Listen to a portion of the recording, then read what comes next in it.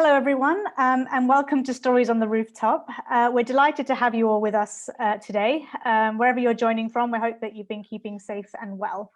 My name is Eliza Mita, team member for Stories on the Rooftop, which is part of the Arts and Culture portfolio of the Aga Khan Youth and Sports Board. Stories on the Rooftop is a platform for sharing personal experiences and engaging in open dialogue with each other. Through these conversations, we seek to enhance our understanding of the diversity of experience within our community and also discuss issues that connect us and that are relevant to all of us today. I'm delighted that Nabila Tejpar will be our speaker today. She will take us through her experience of being a rally driver and being the only Asian female in Europe competing in the sport. Nabila will talk about the struggles she's faced along the way and how she grew accustomed to being in a male-dominated environment, and will share some of the lessons she's learned along the way. Before I hand over to Nabila, I'll just run through a few logistical points. Nabila will start off by sharing her story and we'll have time for questions. You can ask questions by typing in the chat box. Nabila's keen to make this interactive and she's happy to take questions as she's speaking. So please feel free to type your questions in at any time in the chat space and we'll aim to get to them all in turn. There will also be time for more open Q&A after Nabila has finished sharing her story. Finally, as I mentioned, Stories is all about sharing personal experience, and we want to have a safe space for everyone to be able to share their views. So please be respectful when sharing your questions and comments. So with that, I'd now like to invite Nabila to begin. Thanks, Nabila. Over to you.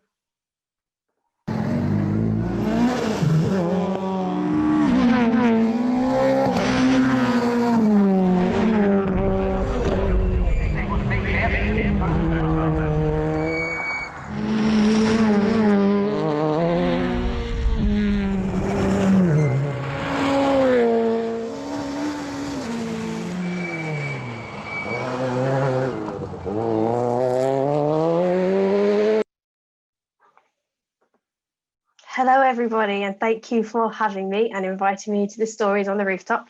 That just gives you a little bit of an insight into what I'm going to be talking about today, as it's not something that's very common. So as Eliza said, I'm quite happy to take questions whenever and however you'd like to. Yeah, so just be interactive. I'm happy to answer them whenever. Okay, so my name is Nabila. I am from the UK because I know we have a few people from all over the world on here at the moment. And I'm a rally driver. Now, I am a third generation rally driver. So my grandfather and my father also used to compete. And that's pretty much where the story starts, I think. So my family is originally from Kenya. And my parents moved from Kenya because of my sister back almost, 30 years ago now.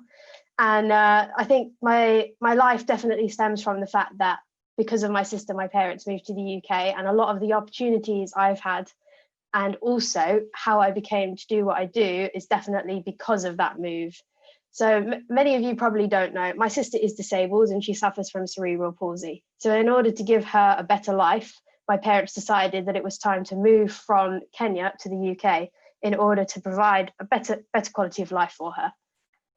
So that's where life started for me. And then I was born in the UK and I've lived here ever since. So that is part of what my family is. And I'm very lucky in the sense of I have such an extremely supportive family and my parents have been extremely supportive in everything I've done. Now, I didn't start off in rally driving when I was little. It was a childhood dream of mine. And I joked around saying, I want to be a racing driver when I grow up, or I want to be a spy. But at that time, it was something that was never really accessible. And even now today, for females even, but also for people of color, it's still not the most accessible sport. And I'll get into that in a little while as to some of the boundaries and things that are a part of that. But I did go to university before I started competing because my mum said, after I tried a car for the first time at 16, that I had to go to university before I could start competing. Now, in her mind, telling me to go to university meant that I wouldn't come back wanting to rally, because over the 4 years of school, I'd get a degree, I'd get myself a job and I'd carry on with life. However, that didn't actually happen. And I ended up graduating early and came home I did summer courses and everything to be able to finish my degree early. And then I came home, handed her the degree and said, all right, now it's time to go rallying. So I didn't start competing until I was 21, and that was in 2015 that I started doing some events. Now, imagine I'm this, well, not even a kid anymore, at 21 years old, I'm a full adult. But in my mind, I sat there and was trying to learn as much as I can, as quickly as I can, competing against people who have, God, 4 or 5 years plus experience on me. I'm also on the older end, because a lot of the people that I compete against started at the age of 14, 15, 16.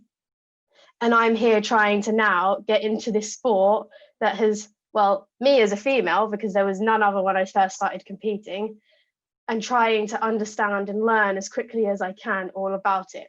Now, I will explain to you what rallying is. So a lot of people look at motorsport and automatically assume racing, and their first inkling into it is Formula One.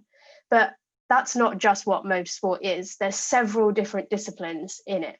There's racing, rallying, drifting, rallycross, autocross. There's there's so many. Like motorbikes, everything. So there's many different disciplines. Now, rallying in particular is a little bit different. As you saw from the video, it's not going around a track. It uses dirt roads, it uses snow. Like, you can have competitions on any kind of surface, and it is the fastest point from point A to point B. And there are a number of stages, and these stages can range from anywhere between 2 kilometers to 50 kilometers, and they're over a number of days. So it's a little bit trickier than racing, and a lot more goes into it. We also have a co-pilot, unlike any other discipline in motorsport. So the co-driver is the person who gives me the notes. Now, these dictate to us where we're going, because we only get to see the stages twice before we compete on them. It's a little bit different. So we go and we do a reconnaissance, and we write down the pace notes, which can be anything from, I've driven across mountains in Portugal. I've driven around race circuits that have been parts of stages. I've driven on tarmac roads that start at the top of the mountain and end in the bottom of a mountain, some that cross across gravel and also tarmac. And I've also had 4 different weather conditions in one stage over a 31-kilometer test. And that was hail, snow, sunshine, and torrential rain. It was crazy. So we really are set up for anything and everything. And I think that's the most exciting part of this sport. And I'm very lucky to be competing in it. So I decided to start in 2015, as I said, and I did some single venue events in order to be able to get to build up my license grades, to get my international license to start competing all over the world. So I started in some small events in a Proton 1600. Normally standard cars are used in rallying, and they're kitted out with better suspensions, roll cages, and it's an extremely safe sport. So in 2015, I did 4 or 5 of those single venue events in order to be able to start. And then in 2016, I decided to take the plunge and went straight into the British Rally Championship, which is national level rallying in the UK. Now, bearing in mind, I still don't have a lot of experience, so I was learning as I was going. And my first event was in Wales, and it was in March, and it happened to have snowed. I hadn't even driven a normal car on snow, let alone a rally car. So when I first get there and I see that it's snowing, we couldn't actually even get up some of the hills on the reconnaissance because the normal road cars couldn't make it up the hills. So I didn't actually end up doing a full reconnaissance. So I was on organizers' pace notes, which is a little bit tricky when you're going into the forest for the first time. Now, this first event also happened to start in the dark, and this is also the very first time I've ever driven in the forest in my life. So I'm going out on pace notes that aren't my own, with a co-driver who luckily had sat with me before, but it was a very last-minute decision, as he agreed to sit with me because my other co-driver had food poisoning 2 days before. I'm going in the dark into stages I've never seen, even in the daylight, because obviously I couldn't compete, I couldn't recce them. And I also went in with snow and ice. So it was a very daunting first stage for me. And you know what? I actually didn't make it out of the first stage. I broke the car in the first 4 kilometers of it. I cut a corner a little bit too much because I didn't know there was a rock on the inside of the corner. And that was me out for the night. So I sat in the cold at 10 o'clock at night in the middle of the Welsh forest, really, really great and happy with my first start in this sport, which definitely hadn't gone my way. So once we'd been recovered, the team managed to fix the car, and we did manage to get out the next day. So there was 16 juniors on the first event, which is the level I was competing at the moment. I managed to go back out on the Saturday, and in my first event, I finished 9th out of 16. I was very, very thankful to see the finish line, because those are some of the worst conditions I've seen before. Now, this was really what I thought was the worst conditions I'd ever seen, but yet I had so much to learn as I developed and grew on in my rally career. Then I went on to my second event, and my second event was my first ever tarmac rally, which was also an international level event, which meant I had to try and get a medical done in order to be able to retain my international license in order to be able to go and compete. Now, I thought the first event was tough, but this was extremely tough.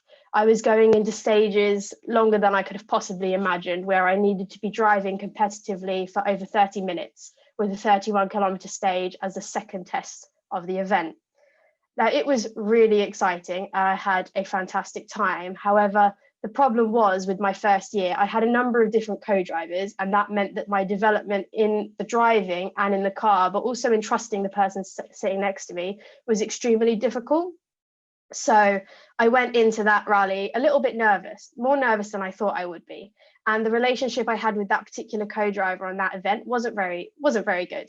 And we were getting to the end of the rally, and I lost the intercom on one stage, and that was probably the best stage I drove of the entire rally. And that's just because I didn't have faith in the person sitting next to me. And that's not what rallying is about. I shouldn't be driving on sight, because therefore I'm not listening to the person next to me, and therefore what are they even there for? And what happened on that rally was, and I still to this day don't know if I forgive my father and my team for this, but I was lying third on that event in the juniors out of 12 people, and this was my first ever tarmac event.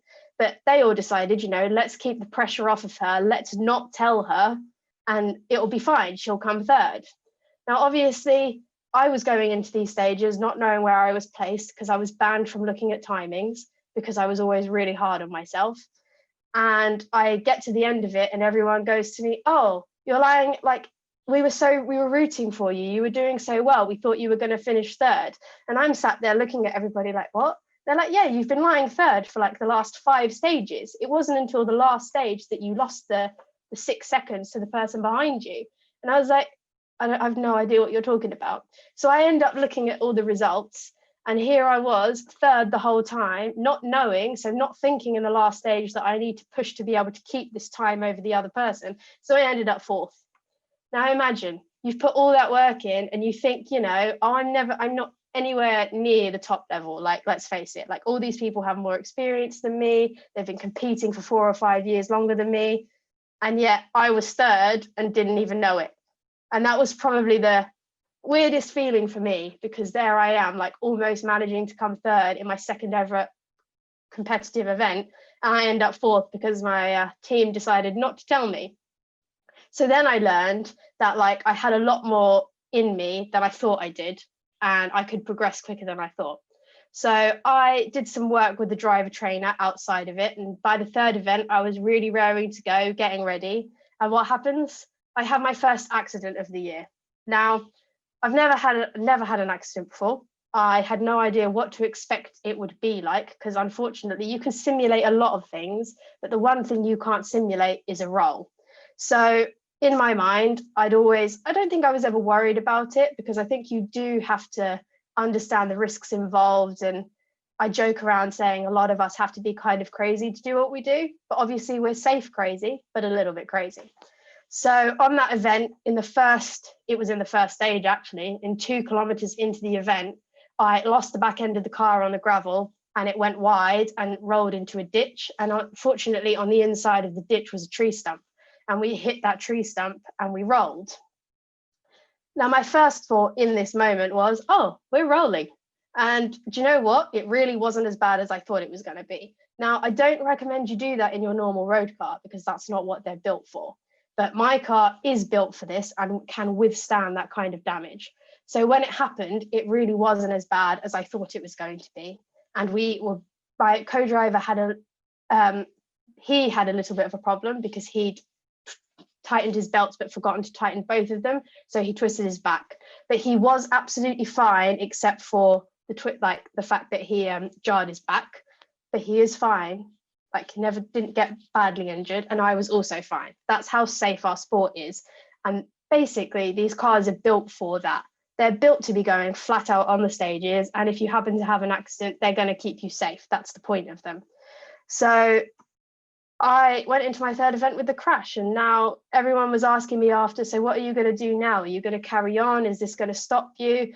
And I sat there and was like, oh, what? One measly roll? You think that's going to stop me? No, not at all. Like, I'm going to continue doing what I'm doing, and I love what I do, and it's definitely something I want to continue doing. And I did have questions from a lot of people asking me if that was me done, and if it was something that I was cut out for, and if that's something that I was going to do. And it baffled me a little bit. And sometimes I wondered if it was because maybe I was a female in this ongoing male sport, because again, I was still the only female competing who was a driver in the British Championship at the time. And a lot of them asked me this question, and I guess a lot of them thought that I didn't have the grit and determination to keep doing what I was doing, but I proved them wrong. And as soon as my car was able to be rebuilt, I did have to take 2 months out of competing because I had a problem with my eye that did recover, luckily, but I did have to stop until I could get my license back, because I had, unfortunately at the time, I worked with Motorsport UK, so they found out about my accident and they found out about my problem with my eye, and they signed me off from being able to compete. So 2 months later, I went back out and started competing again, and it's the best decision I ever made. I was really happy I did it. It's definitely taught me that no matter what you're doing in life, so long as you're doing A, what you love, and B, you're willing to accept the fact that you are going to fail at some point in it, because unfortunately, life's not always going to be success stories.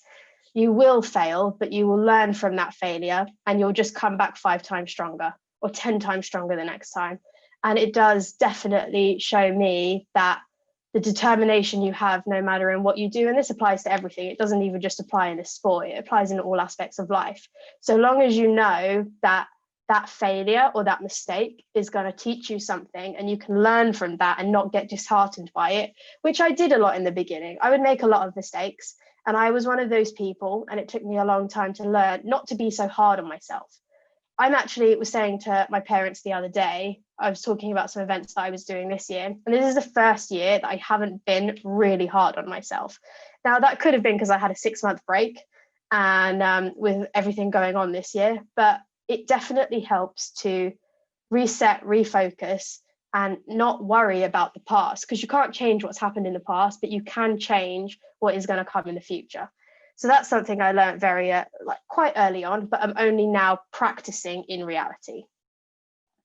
So with being able to do what I do, there requires a lot of hard work behind the scenes, and also a lot of people have to help me out. So rallying is not a cheap sport. I didn't pick, like golf or something where all you needed to buy was some golf clubs and be able to go to a golf course.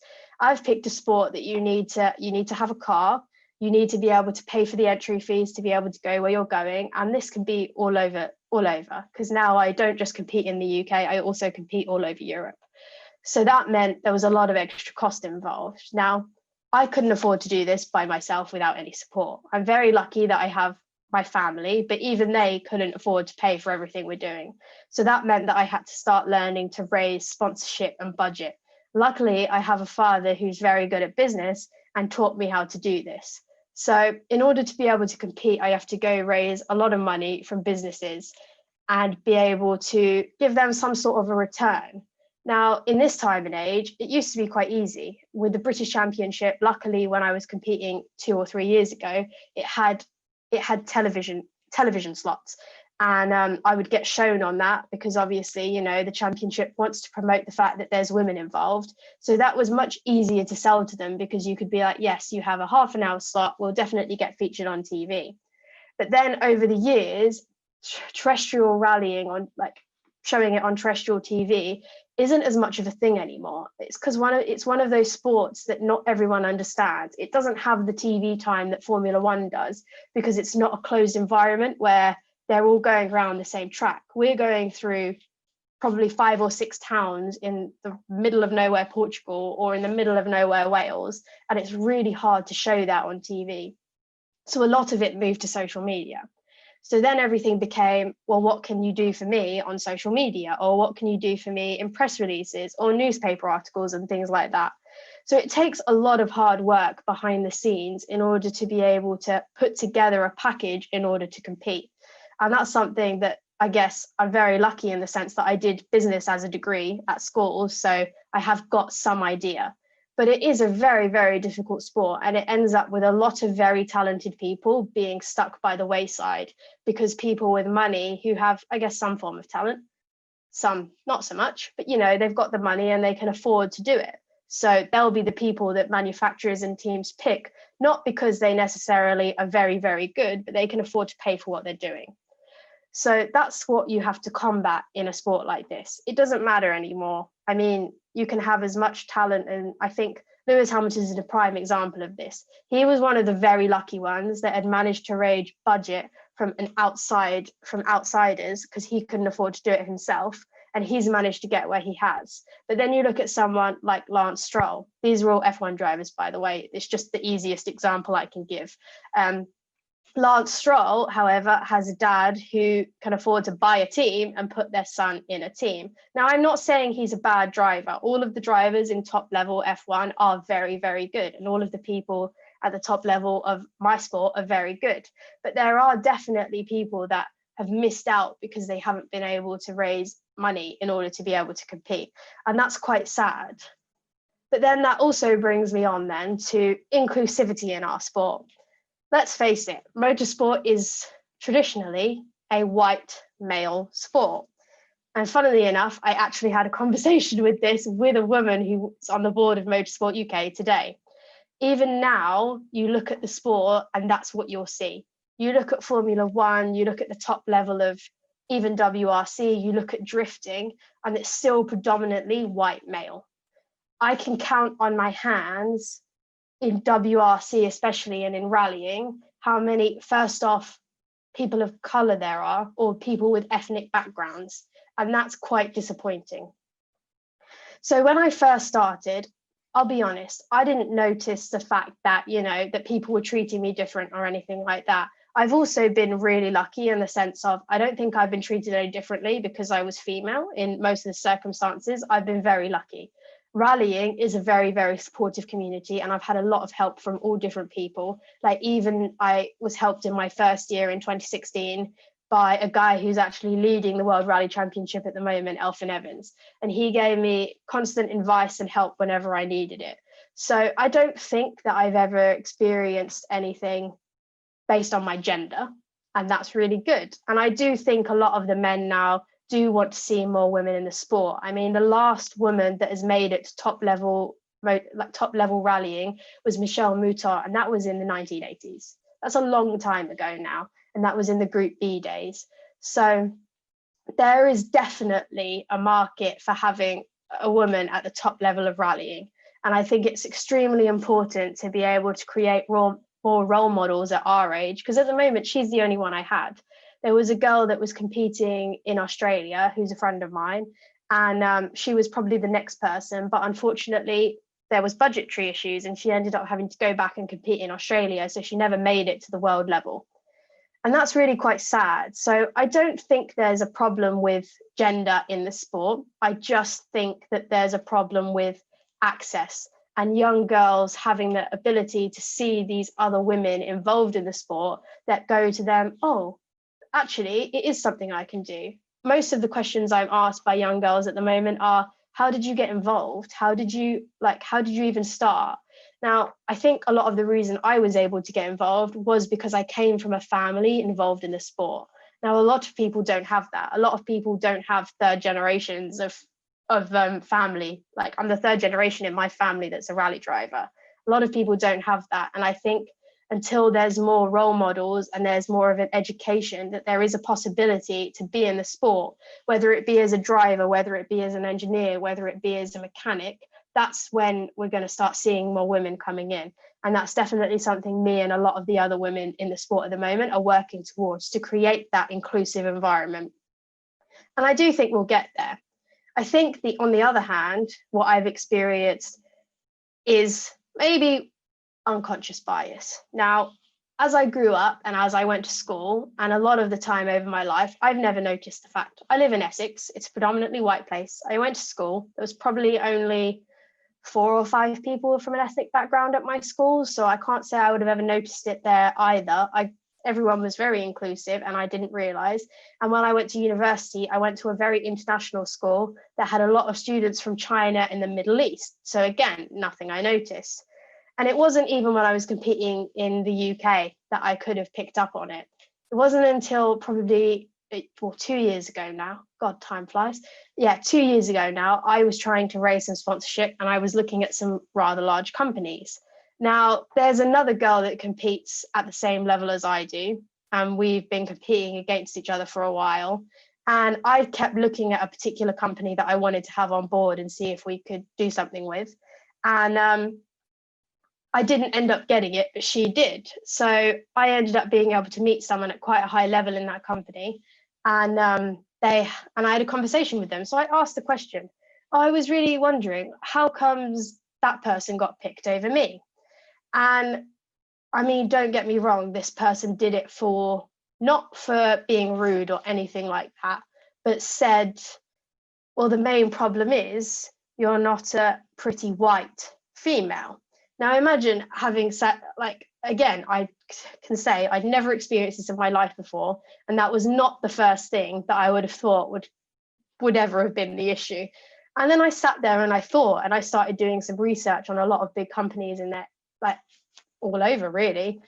And I realized that a high majority of these people, there was no ethnic minorities, there was not even any Black people that they had as ambassadors or part of who they sponsored. And that then got me to thinking. And then I started thinking about the sport generally, because again, I don't know why, I never really picked up on it in the first few years. But then I could start to count the number of people of an ethnic background in our sport.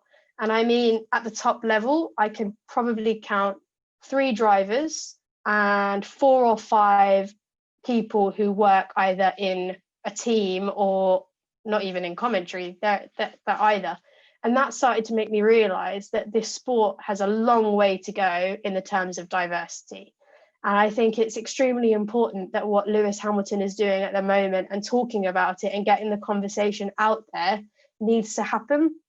But I do think a lot of stuff won't change until governing bodies and the highest level realize that there is an issue and try to change it. Because I said I'd had a conversation with a woman this morning. I was invited today to be part of a group to talk about women in motorsport and how we can make a more inclusive environment and work together to have more younger girls understand motorsport as a whole. And then I asked her, well, yeah, no, it would be perfect. And also we can do the same for ethnic minorities. And I think the take could work really, really well. And her answer was, oh, but that's a completely different committee. And I'm sat there wondering, wait, why is there a different committee for that? She goes, oh, yeah, like women is one. And then there's BAME. And I was like, wait, what's BAME? I don't even understand what that is. I hadn't realized that there was an acronym for this now. So I'm sat there asking her, I have no idea what you mean. She's like, yeah, no, there's a completely separate committee. And I'm like, we're meant to be inclusive in this sport, yet we have different committees for the fact that there's women or ethnic minorities. How is that making a sport inclusive? That's segregation, isn't it? Segregating you into groups to say, oh, this is what you've got to do and this is what you've got to do. And I think, again, that's something that definitely needs to change. And I think there needs to be a whole mixture of one committee that does everything in motorsport. But unfortunately, I think there's still a very long way to go to that. But and it's very surprising to me. I mean, I sat there today wondering, when is that ever going to change if it's not changing right now? And that really does lead me into now questions, because, well, I've given you all an insight into it, and I think this is quite a topic that maybe there might be a few questions on. So I want to thank you for having me and thank you for listening to me. And I hope I've given you a little bit of an insight into what it's like to be in a sport as a not only female, but ethnic minority as well. Thanks so much, Nabila. There were some questions coming in. I just didn't want to interrupt you. Sorry. No, that's great. It's great that you gave us such a a great insight into your sport and to your experiences. And so I will just get into the questions if that's all right. Yeah, of course. So we had one here about coming back to the issue of stereotypes, and Okay. you know, you talked a little bit about that, but how have you managed to shrug off gender stereotypes, and particularly those we face as Asians? Oh, that's a great question. I don't know if you've necessarily shrug it off or if you just roll with it. I think, as I said, I haven't noticed it so much as a woman in my sport specifically. Like the people involved and the competitors, they're all quite happy to have more women involved. I think it stems from more governing bodies. That is the issue. Now, people like the FIA and Motorsport UK, they don't look at all disciplines of sport in the same light. A lot of everything is focused on racing. So a lot of what they do and a lot of what they say goes towards racing, and a lot of other disciplines get forgotten, which means that these types of stereotypes aren't really ever changed because they're the same bureaucratic people involved at the top level. And I think until that's changed, we won't necessarily see any change at lower levels of the sport. I think I've just learned to sort of not look past it, but not let it bother me, and understand that it's got nothing to do with necessarily people, that there's a problem with people that I work with. It's just something that's not been considered enough yet. And until that is considered, it won't change. Yeah, that's a great point. And I guess it comes from the grassroots as well. Definitely. Yeah. So next question is, who's your sporting role model and why? And I guess related to that, who is your favorite driver and why? Oh, that's a loaded question. So I have a few different people as role models for different reasons. One of them is, of course, Michelle Moutar, because that is my aspiration, always has been since I've ever been into rallying. I want to be the next Michelle Moutar. I want to be the next woman that makes it to the top level in WRC. So she's definitely a role model in that sense. And she's the only woman that's been able to actually win an overall rally against men. And that takes a lot. So, but then I also have a lot of current WRC drivers as role models, like people like Tanak. It took him a few years to be able to win his first championship, and it was a lot of hard work and dedication. And I think learning from the people at the moment at those top levels, they're all role models of mine. So yeah, that's a really hard question for me to have a specific one. And my favorite driver, that's so hard, because again, I have a few, but all for different reasons. And I could go into talking about their driving styles and stuff, but I'll stick to one, and that would be, I don't know. We'll stick with Tanak, who's also a role model of mine. We'll go with that. Great, thanks. So a few more questions have come in actually about rallying itself. So okay. Do you get to pick your co-drivers? How does it work? Yes, so you do get to pick your co-drivers, and it's definitely a relationship that has to work well. I've had 13 different co-drivers in 4.5 years. Now, not all of that is like the fault of my own. I am not that high maintenance, I promise. It's more of the sense of you've got to be able to get along with the person sitting next to you. And in my first year, the person that was meant to sit with me let me down, which meant a lot of the co-drivers already had full seasons booked. So I ended up having to get a new co-driver pretty much every event that year. And the one that I did really like and I wanted to stick around, he actually retired. So I ended up having to find some new ones. And yeah, so you do get to pick your co-driver, but it is a long process. And I'm still working on trying to find the right person to sit with me going forward over the years. And it's almost like a relationship. You sat with this person for almost a week in some circumstances. You're with them for breakfast, lunch, dinner. You're sat in the car with them for 18 hours a day. You've got to be able to get along with them. So yeah, it is a hard process for sure. And do you choose a manufacturer to drive for, or do they select you? No, they select you. That's still my aim at the moment. So at the moment, I am fully sponsored by companies, but I am not necessarily supported by a manufacturer. So I drive a Peugeot and I drive a Proton, but I'm not a manufacturer driver yet. That is the goal also. That is what happens when you get to WRC level, but they choose you unless you can pay them to pick you. Great. What do you do when you're not rallying, and do you still have a clean driving license? Oh yeah, I forgot about that. I do. So basically, when I'm not rallying, a lot of my, no, I lie. My whole life revolves around rallying. I do other things in the background. Like, it takes a lot to be able to do what I do. I train an awful lot because you need to be fit in order to be able to drive. You have to put the effort into finding the sponsors. So that takes time too, especially at this time of the year when you're making portfolios and things, and also social media and things. Unfortunately, that is life at the moment. And I have to put a lot of time and effort into making sure that that's up to date and keeping on going. And that actually used to be my job. I did in the beginning when I first started competing, work and rally at the same time, but I realized if I wanted to get to the top level, it wasn't going to be as easy as that. I needed to put my 100% time and focus into the rallying, and I haven't actually, I sacrificed a lot of my life for it. I put a lot of time into this and I stopped going out. I stopped, yeah, I have a few friends that I see, but I definitely cut down on socializing and things like that. And I put my 100% into pursuing this. I'm sorry, what was the second part of that question? Do you still have a clean driving license? Yes, I do. I've never had a speeding ticket. Good to know, good to know. How many races have you won? Okay, so winning races, there's different categories in cars, and I am not in the category of car that can win an outright rally. It's a junior level car.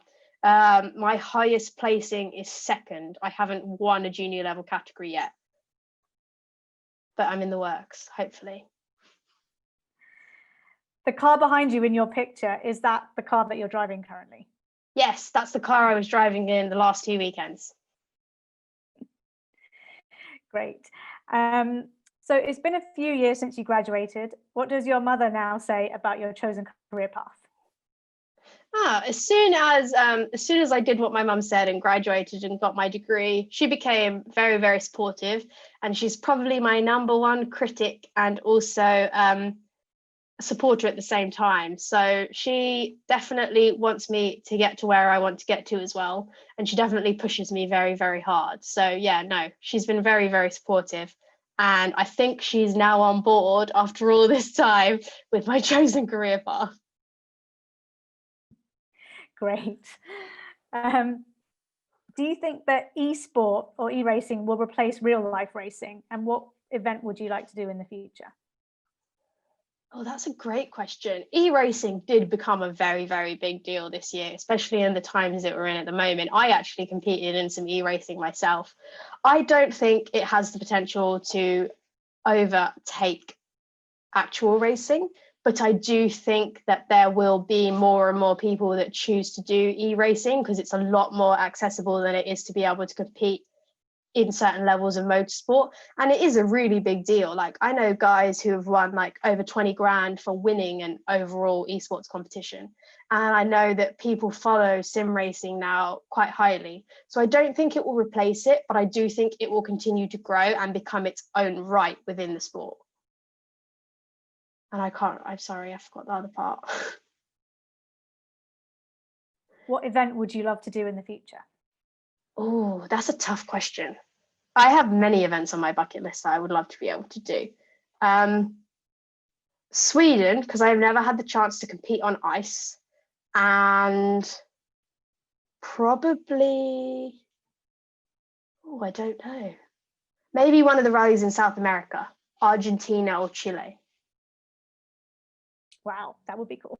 Yeah, would be cool. If we're allowed, I'll come and be a cheerleader for that one. Sure, all welcome. So the next question, were you shy or were you confident when you first started? Oh, that's a great question. When I was younger, I was always very shy. I don't know. When I started competing, I started having to do interviews quite a lot. And I don't think you could really be shy because they ask you quite a lot of questions. And I think if I was in the beginning, it's definitely changed now. And I think you get used to it. But I'd like to say I've always pretended I was confident. Sometimes that's part of the part of the way of getting confidence is initially to pretend that you are. Yeah, exactly. So the next question is around diversity and the fact that Lewis Hamilton has set up a diversity commission to look at inclusion in motorsport. So is that something that you're participating in, or is there something similar for BRC? That's a great question. I would love to be involved in that commission in order to be able to help include increased diversity in the sport. However, I don't think I'm at that level of Lewis Hamilton yet to be able to get involved with that.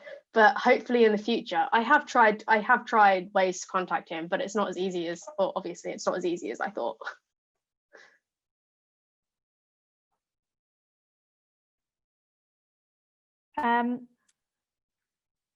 So there's a couple of questions here about, do you have any superstitions that you need to manage or that you have before a race? Yes, I do actually. One of my major superstitions is having a jacket in the car. And funnily enough, I actually had this problem last 2 weekends ago. I was going to an event and my jacket wasn't in the right car. So basically, I have a superstition of if there's not a jacket in the car, you're going to have a problem and you're going to stop. And normally it's always freezing. But if you have the jacket in the car, you're not going to have any problems. That's how I see it. So I had to put another jacket in the car, and that sort of made me like, oh, but that's not the one that I have. Like, it's not got logos on it. It's not got my sponsors on it. And yeah, that's probably one of my biggest superstitions I have.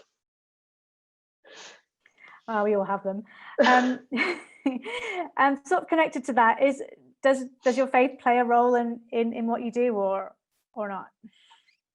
Yeah, definitely. Every time I go into a stage or every time I sit in the car, I definitely do say a prayer and think about God, say some salvats. That's like my routine on a start line, actually. When there's a minute to go, there'll be at least 20 seconds in that, and then getting prepared with obviously selecting gears and starting overall. Yeah. Do you get medals or trophies when you win, and how many do you have? Yes, I do. I get trophies. I have a fair few. I didn't actually think to put one next to me because I thought that's like a bit much.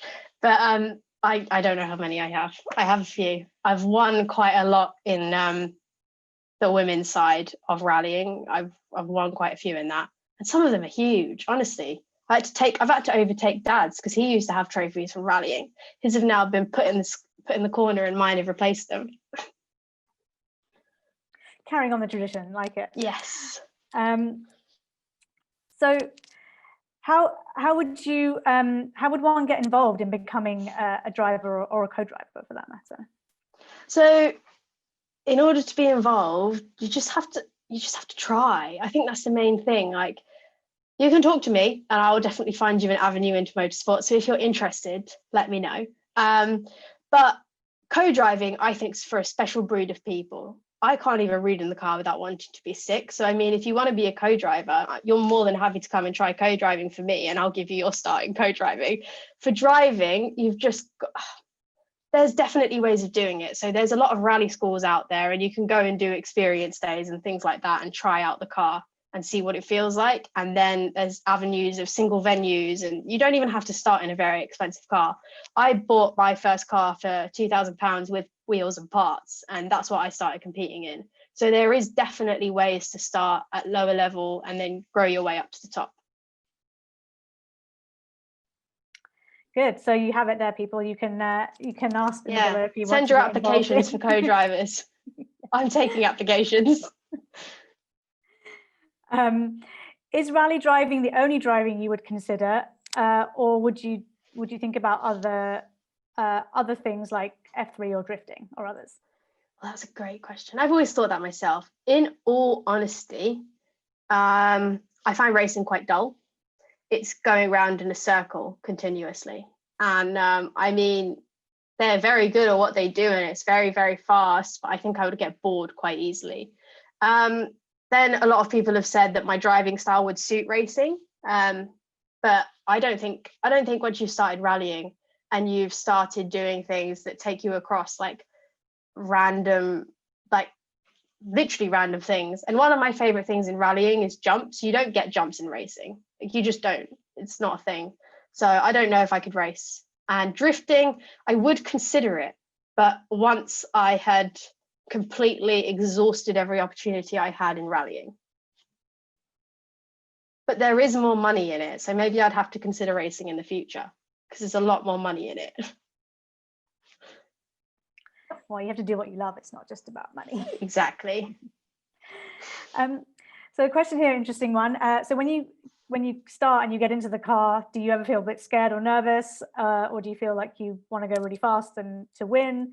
But how do you balance that, obviously, with safety and not wanting to cause an accident? So it's really hard to explain. I'm not scared about what I do. Like, no matter when I get into a car, I'm not scared about any of it. And I'm not scared about crashing. I'm scared about the cost of crashing. So if I have an accident, that's going to cost me a lot of money. So that's what I'm scared of. And yeah, I always get nervous. But I think that's the same in any aspect of, well, whatever you're doing. Like, I do get my pre-race jitters. And I think if you're not nervous, then there's a problem. So yeah, no, nerves are a good thing. Well, sort of related to that, how do you condition your mind to get into a peak performance state? I don't think I've ever actually thought about that. It just sort of does it. It sort of conditioned itself to know what to do by now. So I just go drive, and that's me getting conditioned into my state of mind. Yeah.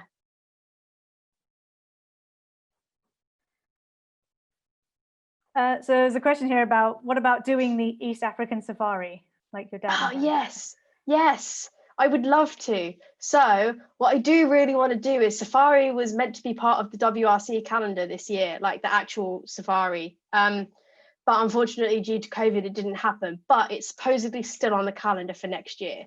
So 100% yes, I would love to do it. I don't know if I would necessarily want to do the historic, like the classic, because I don't think I'd be able to drive the classic cars without power steering in that kind of environment. You know, I'm spoiled now. I drive modern day cars with power steering and sequential gearboxes, but I would definitely love to do the safari rally for sure. That is a bucket list event I forgot about. Oh, when it was East African safari, I was thinking about animals. Sorry, completely wrong. I do hope that the question meant the East African Safari Rally. And I mean, I've never done a safari in my life. My parents are from Kenya and they've never taken me on a safari. It's terrible, right? Oh God. No, that was my my mistake.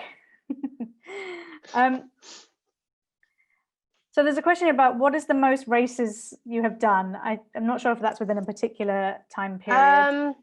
In my whole career, I've done 49 races. Yeah. Hopefully we'll hit 50 in a couple of weeks. Wow. Okay. Oh, have you ever had your dad as a co-driver? Yes, it was horrendous. So we did an event last year that was like a demonstration event, and I was his co-driver for some of it, and he was my co-driver for some of it. And let's just say we are both rubbish at co-driving. I got lost. I did a bit better than he did. He got lost on the first line. I at least made it halfway down the page before I got lost. So then it was a lot of like, just straight. Oh no, turn left. Yeah, it wasn't good. Great. Well, thank you so much. I think we've covered. Oh, one more question. Okay. Would you change your own tire or wheel, or would you call the AA? Change my own, thank you very much. Yeah, I've had punctures in the middle of the stage where you've got to jump out the car and change the wheel. And the quickest we've managed it, to be fair, it is a joint effort between co-driver and driver. So it's not so bad. And then also we have to do a lot of changing of tyres based on the conditions. So when I went out on an event a couple of weeks ago, I ended up changing my own tyres 6 times over the course of the event to make sure that I had the optimal tyre on the car at the time, because there was a lot of drying out of the road and then it started raining. So yeah, no, I can change my own tyres. I changed my own tyre on the side of the road, yeah. Good for you. So I think that brings us to the end of the questions. Thank you everyone for sending in your questions and comments. So it's been a really interesting discussion, and thank you so much, Nabila, for taking the time to share your story with us today. Well, thank you very much for having me, and I hope I didn't bore you for the last half an hour. Well, when I was speaking, okay, 50 minutes now. No, it was really fun, and I hope you enjoyed it and it gave you a little bit more of an insight into a sport that's not so commonly known. Thank you very much.